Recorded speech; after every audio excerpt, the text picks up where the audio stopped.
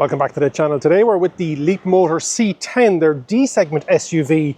We originally had the T03 on the channel and we would have originally seen this in Paris 12 months ago. Today we're going to have a look around the outside, the inside, and then take it out for a drive. It's a real value proposition, but in the sense of you're getting a lot of volume for your value. We haven't got official prices yet, but what I'm hearing is it's going to start sub 40. This is slightly bigger than the Skoda Enyaq, fully electric. Is this the new value king? Let's have a look. Look at this gorgeous colour. You know, I'm fighting the sunshine today, but this is its emerald green. It's so good to see different coloured cars on the road. Now, the other four colours are white, black, silver and grey, but the green, just on a sunny day, it just absolutely pops. In Ireland, we're getting two trims, design and style. This is the upper level trim. You'll know a couple of differences on that. Larger wheels, number one. These are 20-inch and they probably still look a bit small on that side. It's a large car. It's nearly 5 meters long. But that's, you know, the volume, and that's what I was talking about with regards to the volume king and what it's offering. Battery size we'll get to in a minute. But actual size of the vehicle itself, it's 4.8 meters long with a 2.85 meter wheelbase. Let's start off with the front. You've got this now light bar that's pretty much on everything. They've got the Leap Motor logo, if you haven't seen this already, the LP.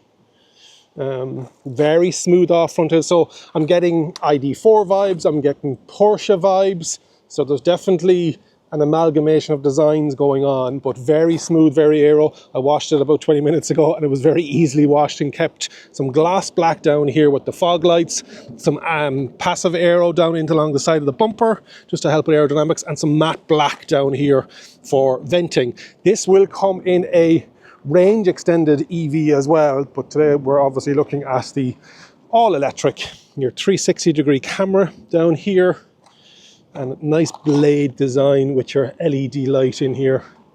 Let me pop open the frunk so you can see what the frunk is like.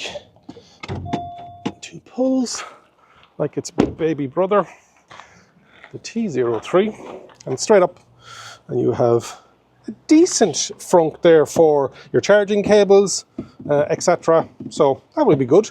Your washer fluid is there as well, and single clasp. Nice and chunky. Quality of the Leap Motor, I'm very impressed with it. Overall, between this and the T03, you've got your camera actually in the side mirror, and then you've got the ability for the NFC card. You tap it on here, I'll show you that in a second. This is retractable with the indicators built in. Gloss black B-pillar, body coloured, pano sunroof. I think that's on both trims. Gloss black rails. It's a serious slab of a car.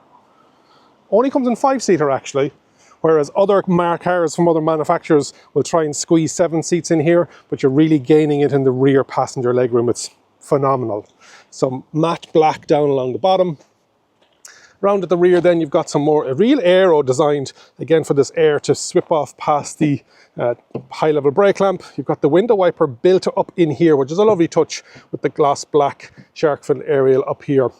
Charging port is in the rear left hand corner, the supercharger corner as I like to call it, but unfortunately we're not getting supercharger speeds with this. AC 6.6 kilowatt and probably a bit disappointing, around 84-85 kilowatt on DC. 10 to 80% in 45 minutes. So it's starting to show that, you know what, it's not the latest. It's LFP.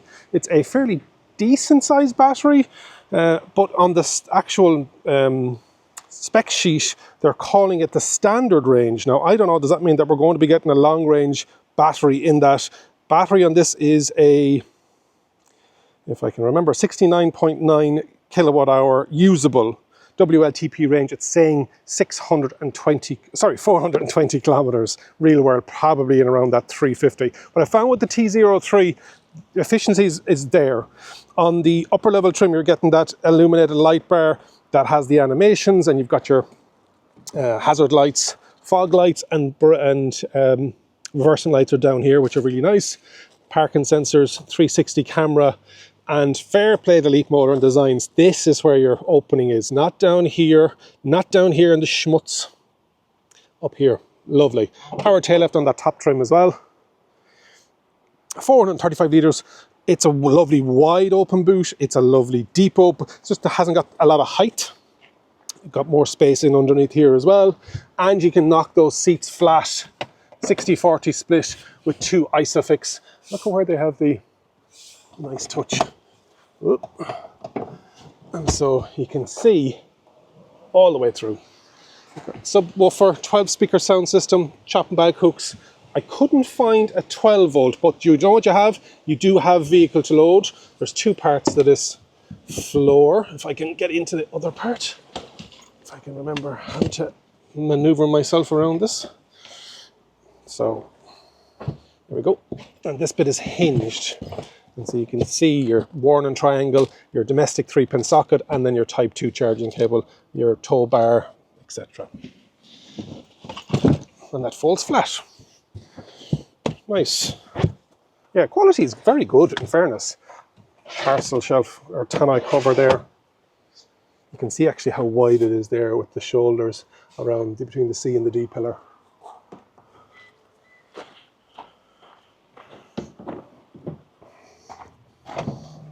This is camel brown interior. Comes in 2. There's a grey browny one then as well. With the legroom back here. Wait, you see this. Anyway, windows are funny. They're good. I would think that this is down, but as you can see, that is up. Tinted on the top trim, so you push up to go down. It's a bit interesting. That's as far down as it goes in the rear. You got your sound system. Your door handles are a bit more substantial. They're still a bit plasticky. I'd like if they were metal. You've got some nice touches here.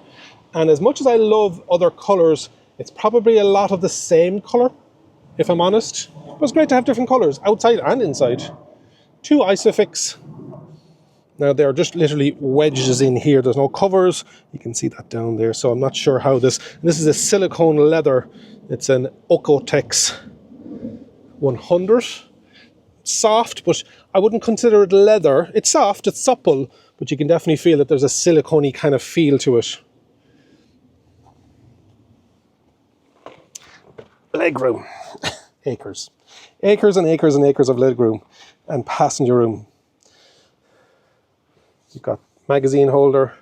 I'm 6'2", 188 centimeters. Probably 8 centimeters of headroom. Nice supple seats as well. And that pano sunroof. And you can set that blind to whatever angle. Center console, it has dual zone climate control. Vents back here, 2 USB, 1 USB-A, 1 USB-C. Yeah, great space. And that tinted. A couple of different party tricks with the Leap Motor C10. We've got our 4 window. Everything else then is pretty much on the screen or on the steering wheel. Good sized door pocket down here. What you can do is turn it into camp mode. So let me bring this down and bring it all the way forward. And then all you need to do is remove the headrest. One-handed, as always. Drop this fella back. And so it has an actual dedicated camp mode on the screen. I'll show you that now in a second. And so it'll keep the AC running even though the car is locked. But you can see this is floating all the way down. Have I gone far enough forward? And we're down. There we go. Some camp mode there. Interesting. Again, for the price point, you are talking, as I said, I'm hearing sub 40. Sub 40,000 euros. This is serious value. Yes, it has its quirks. Yes, everything's not perfect. But for 40,000 euros, I keep saying it, is it the new value king? Okay, let's get in. Camel brown all around the place. And I just don't know if maybe this should be a different color because the ambient light on the upper level trim is funny on the orange. Brown, not orange, sorry. 10.25 inch screen that again is slightly tipped. It's not level. they've looked at the driver's eye line and they said, right, that's perfectly the driver's eye line is perfect at my OCD would prefer it's level. Steering wheel is very Tesla-like, 2-spoke. I'd prefer a little more interaction as to what these buttons are. We've got voice control, we've got menu, we've got our shortcut button, we've got the ability to lock and unlock, central locking, and then you've got your seek and your volume, but I'd like a bit more than that. Steering wheel is reach and rake, unlike its smaller brother. You've got your GSR2 at the bottom of the A-pillar, and then a 14.6-inch screen. Not bad. You can have about 20 different backgrounds if you want it. You've got shortcuts from the top, and camp mode is there. Nap mode.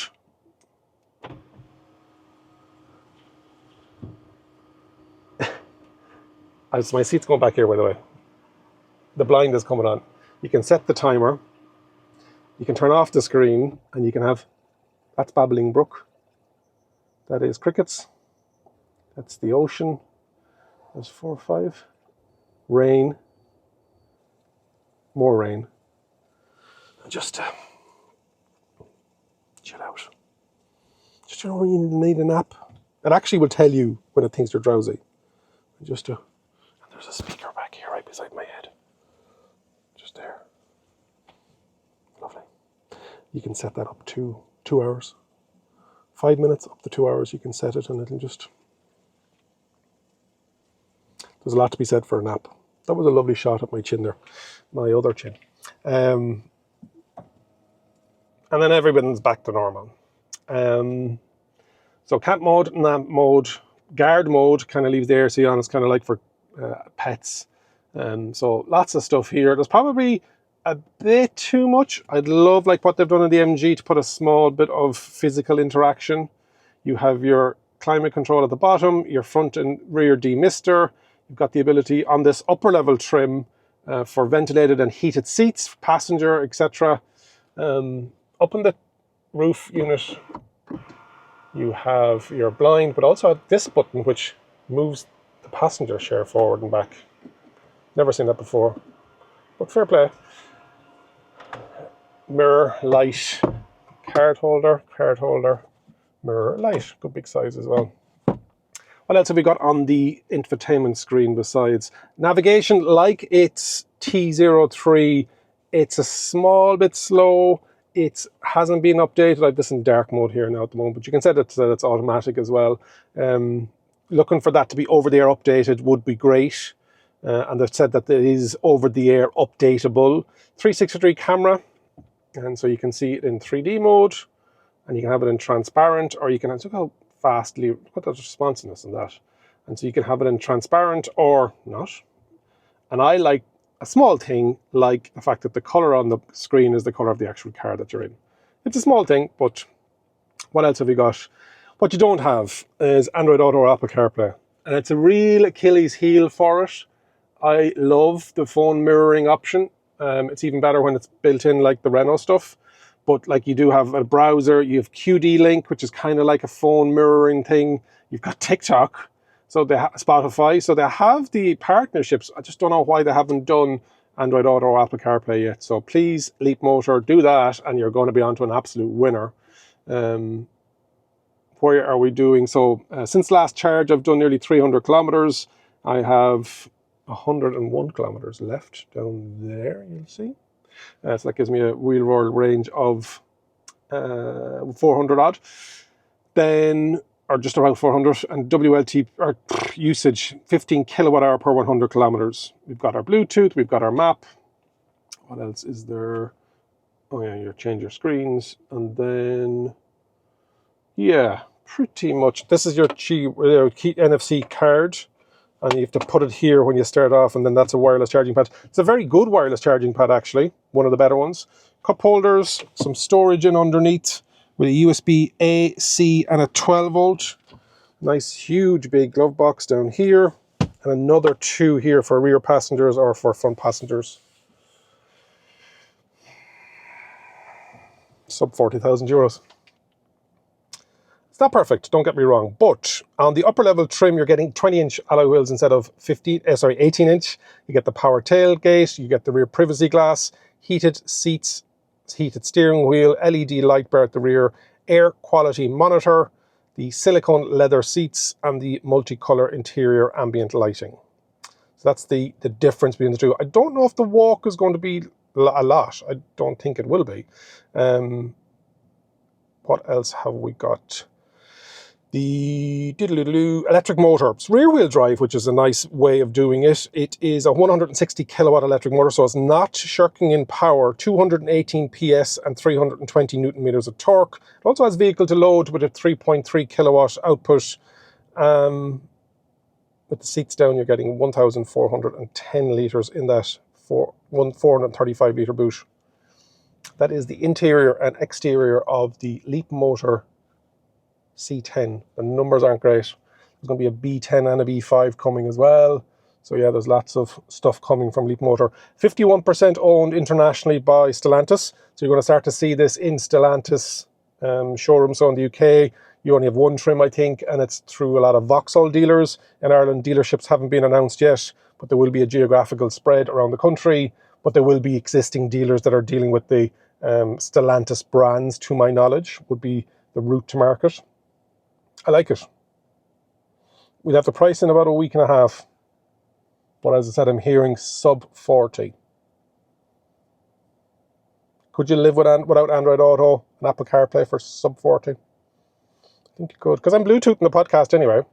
Sat-nav is not great. But again, small things that could be fixed over the air. Very interesting. Another brand to the market, another great offering to the market. One thing that I didn't mention before we go for a drive is the flush door handles. And so you can see where the indent is here. So a lot of it is to do with aero, which is nice. I find these easier to use than the Tesla ones. They're nicely done. And I've just noticed that the washer jets are in underneath here again for aero, I'd say. So the whole bonnet is flush. Nice touch. Right, let's take it for a drive. What's it like to drive the Leap Motor C10? It's that NFC card. I don't know if there's an app or an actual key fob, or is it just the card option? I must find that out. If you know, jump into the comments. This is already in the UK. About 6 months ago it launched in the UK, and it's just come to Ireland through the Gowan importer group, who have all of the Stellantis brands in Ireland, as well as Honda. And I know when this launched in the UK 6 months ago, the ADAS drove some of the journalists, all of the journalists, mental. That has been tweaked with an over-the-air update, so it's a lot easier to live with. I haven't had the need to turning it off at all for the last 5 or 6 days that I've had this. One with some bumps here now. Leap Motor do a good job with their suspensions. Suspension setup. Small pedestrian warning noise. It's actually not as loud as the T03. Great visibility out the side windows with blind spot built in, and you're up in a nice high seating position. Obviously it's a D SUV, but I found the drive good. Some of the stuff has to be, it's one pedal drive is only in eco mode that I can see. So when you put it in, and you can only change that when the car is in park. You can't do that on the fly. So some of it is a small bit restricted to, you need to set up your vehicle. It's probably not a bad thing. I remember I did a review of the BYD Seal, and I was trying to change settings as I was driving, and people rightly so commented that I need to do that without being distracted. So the driver assistance stuff, the ADAS stuff, Leap Pilot is what they call it, no problem with that at all. Efficiency at 15 kilowatt hour per 100 kilometers, and that's up and down the M50. Haven't gone on a big run with it, 300 kilometers, but that's a fair decent amount of driving in it, and I've found it good all week. What I'm going to do is I'm going to bring it out towards the M1 southbound and northbound to get up to 120 kilometers an hour. There's 3 different driving modes, 3 different regen levels, 3 different steering wheel settings, so there is a bit of customization within that. But yeah, I found it a lovely cruising drive, very comfortable, lots of power. Sometimes, depending on the road surface and how it's set up, I find sometimes that the suspension can be a small bit unsettled, that it doesn't find its groove and it's constantly a small bit vibrating.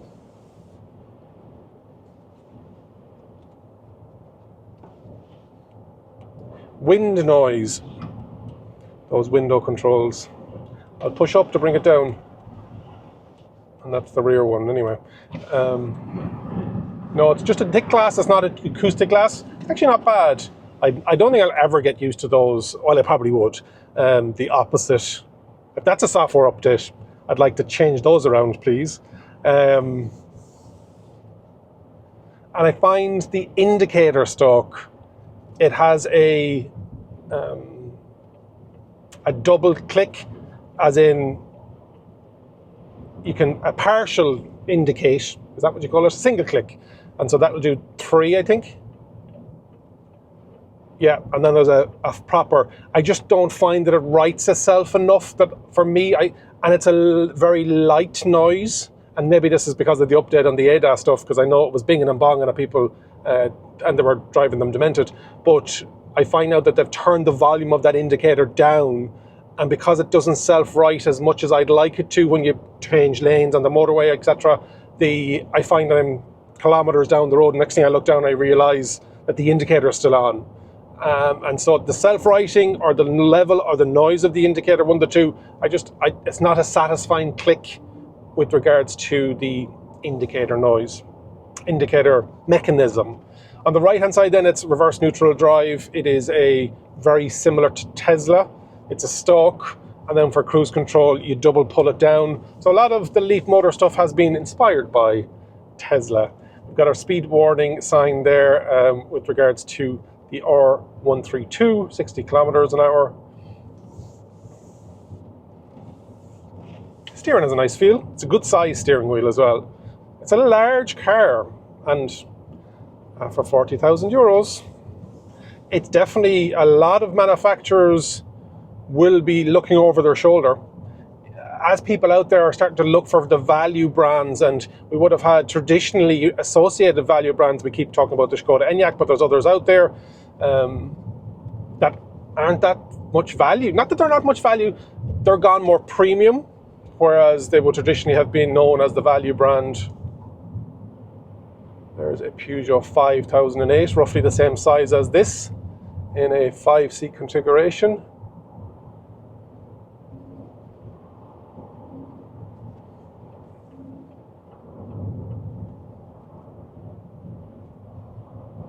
The brake feel is nice, and I like the one pedal driving. It's just funny when you put it into one pedal drive how it's stuck in eco mode, so that means the power and the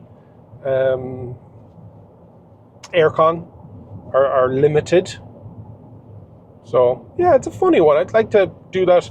I probably would like maybe pedals. The fact that on this everything is via the screen, it's fine, and you do have a driver display, albeit not level. We're coming up to the M50 southbound now anyway. Okay.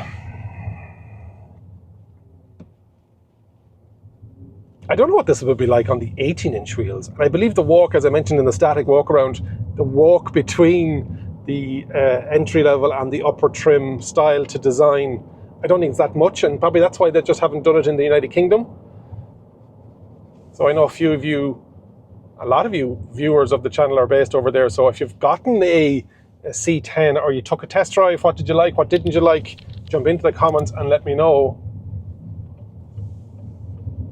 I think I'm the first in Ireland to get a spin at it. Prices will be announced mid-September, maybe a little bit before that. Let's go up to the speed limit. Power-wise, no problem. And the fact that it's rear-wheel drive, lovely. Rear wheels power, front wheel steering, the way it probably should be.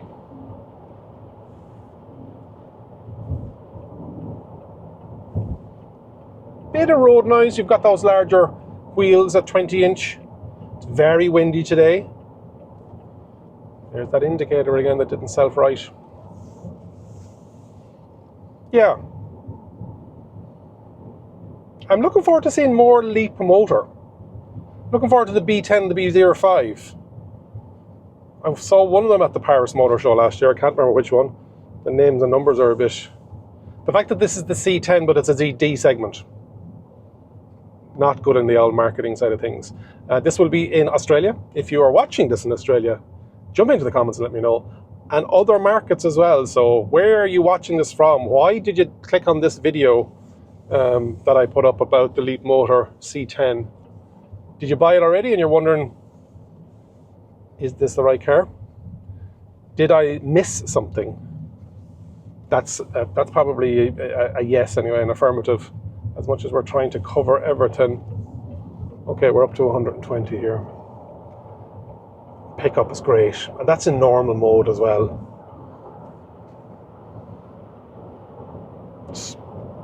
See, on this road surface, whatever, yeah, it's fine. Just found once or twice during the week I was on some road, whatever the way it was set up, and it didn't settle. That's 115, and then we are up to 120. Bit of wheel noise, a pillar, wing mirror kind of, but as I said, it is very blustery today. I'm not having to shout. I can definitely hear that there's wind outside. That is my second look, first drive of the Leap Motor C10. Is it the new value king? Time will tell once we get the confirmation on price. It would solve a lot of things if Android Auto and Apple CarPlay were integrated. I said that with the T03 as well. I'm a big fan, and a lot of people are. So come on, Leap Motor, you can do it. Hopefully you've enjoyed that review. If you haven't already subscribed to the channel, please do so. Hit the like button, leave a comment, share the video. All helps the algorithm. And remember, if you think an EV is for you, leave it to me and I'll review. Thank you very much for watching.